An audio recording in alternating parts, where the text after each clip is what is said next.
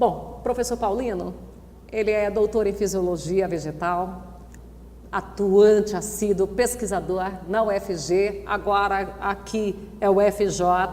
Como é que fica? Vocês continuam o UFG ou vocês migram automaticamente? Deixa eu já aproveitar e tirar essa dúvida. O professor, ele permanece servidor da Universidade Federal de Goiás ou consegue, ele tem a opção de ser da Universidade Federal de Jataí? Bom, boa tarde, obrigado pelo convite. Feliz por estar participando de um momento tão importante, né? Tem coisas na vida que realmente não tem preço, esse é um deles. Bom, mas voltando ao questionamento, o decreto já nos outorga o título de Universidade Federal de Jataí. A informação que nós temos pelos nossos superiores é que haverá um prazo de transição, porque a universidade ela precisa ter orçamento. E o orçamento desse ano, ele foi votado no ano anterior. Então nós vamos precisar de um período aí de 1 ou 2 anos, que é o que nós chamamos de reitoria pro tempore, onde uma outra universidade encampa o que seria a Regional Jataí, para que a Regional Jataí possa ter estatuto, normatizações, regimentos que a permitam funcionar aí sim plenamente como um FJ. Então essa reitoria pro tempore, nós não sabemos quanto tempo vai durar e quando de fato ela se inicia. Mas, a partir do momento que nós tivermos, pelo entendimento que eu tenho, uma pessoa jurídica, nós podemos migrar o nosso CIAP, a nossa matrícula do governo federal, e a partir daí plenamente sermos o FJ. Então é uma questão de tempo, eu acredito. Atendendo aqueles trâmites burocráticos. Atendendo o trâmite burocrático. Mas hoje nós somos #UFJ. Tá, e então não corremos o risco de nós perdermos essas preciosidades que nós já temos. Não.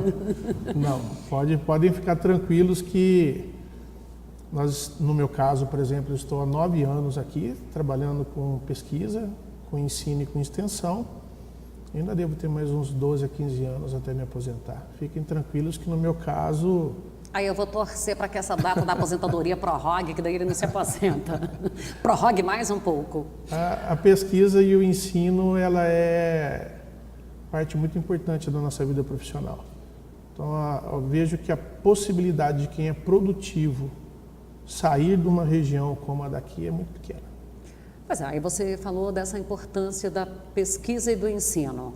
E eu já vou lá e vou atrelar a extensão, porque se não tiver esse compartilhamento do conhecimento, também não vai ter razões para ele, né? Isso aí é mesmo aquele tripé que fortalece a instituição.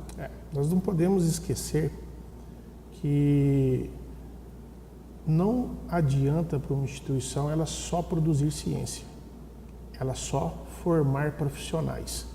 Ela também tem que ter a capacidade de externar para a população, e aí uma das vinculações é essa que nós fazemos hoje, para atingir um alvo maior, que é o produtor rural.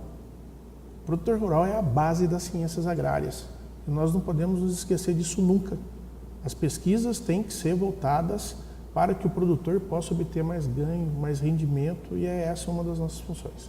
Professor, às vezes tem aqueles temas tão simples, tão comuns e que pode ainda trazer novidades. Por exemplo, a gente vai falar aí de gessagem e calagem. Sim. Já são ações que o produtor, ele pode virar e falar assim, não, isso eu já sei fazer, estou careca de fazer. Aparecem novas informações? Aparecem. Para o nosso tipo de ambiente, eu me refiro sudoeste goiano, centro-oeste como um todo, é muito comum as pessoas errarem ou pecarem no básico. Nós sabemos hoje que nós temos 2 grandes frentes. A primeira frente, ela diz respeito ao fornecimento dos nutrientes. E o fornecimento de nutrientes, ele é adequado quando o pH do solo está adequado. Então, existem nutrientes que têm sua disponibilidade diminuída ou aumentada em função da calagem. No entanto, com o advento da gessagem, alguns produtores ainda insistem, o que não é o ideal. Pode ser que em alguns casos isso não surta efeito negativo, mas não é o que nós observamos no dia a dia. Não adianta você ter uma quantidade de nutrientes adequada, mas se quando você faz o gesso junto com o calcário, você muda essa distribuição dentro do perfil do solo. Então, muito se fala de melhorar o perfil do solo para colocar o adubo na camada mais profunda, mas normalmente quando se aplicam os dois juntos, nós estamos tendo sérios problemas, por exemplo, com magnésio. Tá, então, vamos lá. Eu posso fazer gesso e calcário juntos? Pode, mas dependendo da situação não deve. Certo. O ideal primeiro é corrigir, usar o calcário, equilibrar as bases, para depois você distribuir a base em profundidade. Que aí na profundidade é que eu venho Exatamente. com gesso. Porque o gesso É que o vai gesso, conduzir. exatamente. O gesso ele vai servir de condutor. Exato. E É fornecedor isso. de enxofre. Que Tá. para algumas áreas nossas, o fornecimento de enxofre, principalmente pensando em milho, agora na safrinha, o milho tem uma demanda muito alta, por exemplo, para o enxofre. Agora você falou do enxofre, e o calcário, fósforo, potássio, nitrogênio, esses daí são aqueles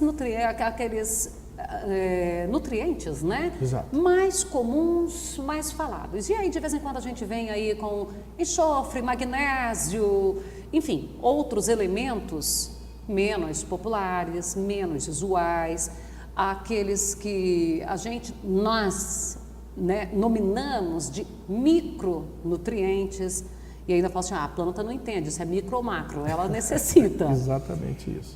Ocorre disso passar batido. O enxofre, qual que é a importância do enxofre dentro da cultura? O enxofre, ele é um elemento exigido em grandes quantidades por poáceas, por gramíneas. Então, lá na pastagem Na e no pastagem, milho. no milho, Porque às vezes a gente fala de outras. gramíneas, em alguns momentos nós, como Fica leigos, podemos até esquecer que o milho é uma gramínea, mas é uma gramínea. O milho também precisa. Com uma demanda altíssima. O enxofre, dentro da planta, ele produz um composto químico chamado acetilcoenzima A, que é um dos maiores pontos. Acetilcoenzima A. Tá Essa molécula, para vocês terem uma ideia, ela está envolvida em diversos processos metabólicos de grande importância. Então não basta você ter um fornecimento pontual, esse fornecimento ele tem que ser contínuo. E aí que nós chamamos a atenção, não só para o enxofre, mas também para os micros. Não é porque o elemento é exigido em menores concentrações no tecido que ele seja menos importante. Para a maioria dos nossos solos, nós temos encontrado grandes dificuldades no que tange zinco, no que tange boro, que é um dos maiores gargalos para incremento em produtividade hoje, pensando em solos de cerrado. Nós podemos aí pensar também em manejo de cobalto e de molibdênio, pensando mais em soja no verão, que também passa desapercebido às vezes. Então existe um contexto onde a importância está naquilo que o nutriente faz de benéfico para a planta atingir o seu máximo. O produtor pode ter a melhor semente do mundo, a genética que possa ter o maior teto produtivo conhecido, mas se ele não tiver ambiente para que essa planta desenvolva e expresse esse potencial genético, nada feito. Agora, meio-dia 19, nós vamos para o intervalo comercial e voltamos já já, porque eu quero ver aqui se o professor vai também conseguir equilibrar para nós isso aí em termos de custos. Se ele tem ideia desses valores, se isso é viável para o produtor, e vamos trazer mais dicas para o produtor com relação a esses nutrientes necessários.